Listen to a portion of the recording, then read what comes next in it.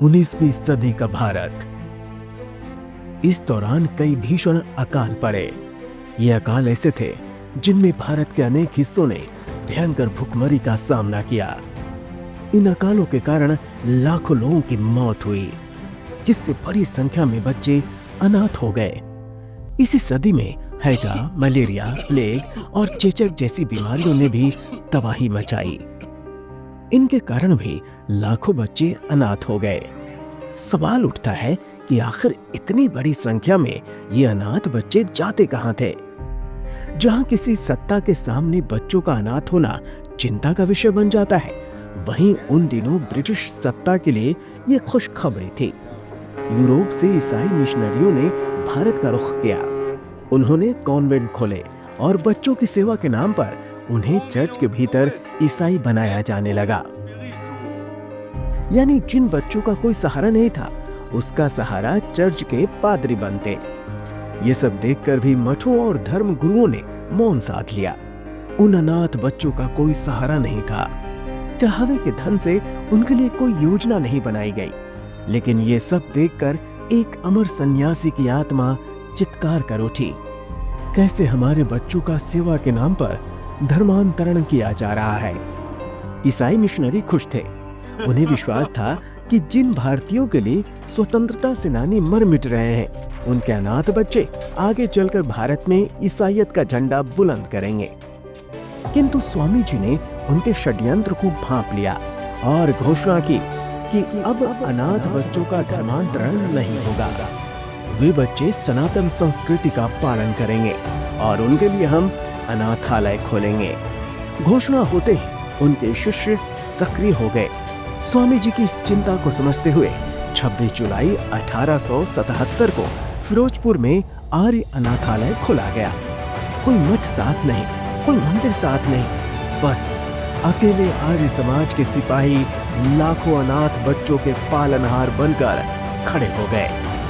इसके बाद भारत में भारतीय बच्चों के लिए फिरोजपुर का आर्य अनाथालय पहला और अकेला अनाथालय बना। लेकिन क्या ये सब इतना आसान था? बिल्कुल नहीं। ईसाई मिशनरियों के हाथ में सत्ता थी। वे बच्चों की कस्टडी आर्य समाज को देने को तैयार नहीं थे। तब महर्षि दयानंद जी के अमर शिष्य और अनन्य अनुयायी लाला लाजपत राय जी ने अंग्रेजी कोर्ट में अनाथ बच्चों की कस्टडी हिंदू अनाथालय को देने की लंबी लड़ाई लड़ी, मुकदमा जीता और भिवानी में अपने ही घर में अनाथालय शुरू करने की घोषणा की। इसके बाद जिन बच्चों का कोई सहारा नहीं था, अब आर्य समाज उनका सहारा बन चुका था। देखते ही देखते अनेक अनाथालय स्थापित होने लगे। राज्य दर राज्य आर्य अनाथालय खुलने लगे। हिंदू बच्चों का उनकी संस्कृति में ही पालन पोषण होने लगा। दिल्ली का आर्य अनाथालय बरेली, नागपुर, देहरादून, करनाल, पांडिचेरी, गांधीधाम तक आर्य अनाथालय स्थापित हो गए।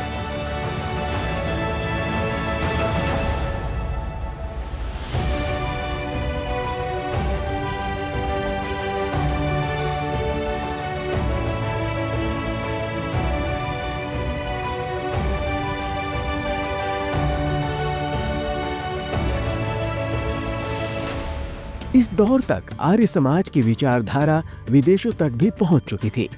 विदेशों में सूरीनाम, डरबन, मॉरिशस आदि अनेक स्थानों पर भी अनाथालय बनाए गए। आप सहज ही अनुमान लगा सकते हैं कि आर्य समाज के महान दानियों के योगदान का कितना महत्व रहा होगा, जिनके दान से लाखों बच्चों का पालन पोषण और पठन पाठन 150 वर्षों से बिना किसी सरकारी सहायता के होता आ रहा है और आज भी निरंतर जारी है। यही वो क्रांति थी जिसने अनाथालय खोलने को धार्मिक कार्य का दर्जा दिलाया। लेकिन सोचिए, अगर 150 साल पहले महर्षि दयानंद जी और उनके अनन्य शिष्य भविष्य के बारे में ना सोचते, तो आज मिशनरी हमारे ही बच्चों की एक विशाल सेना हमारे ही विरुद्ध खड़ी कर चुके होते। बस यही थी महर्षि जी और आर्य समाज की परिवर्तन क्रांति, जिससे आज वे बच्चे किसी दूसरी विचारधारा के सामने सिर झुकाने के बजाय गर्व के साथ अपने वैदिक मंत्रों का उच्चारण कर रहे हैं।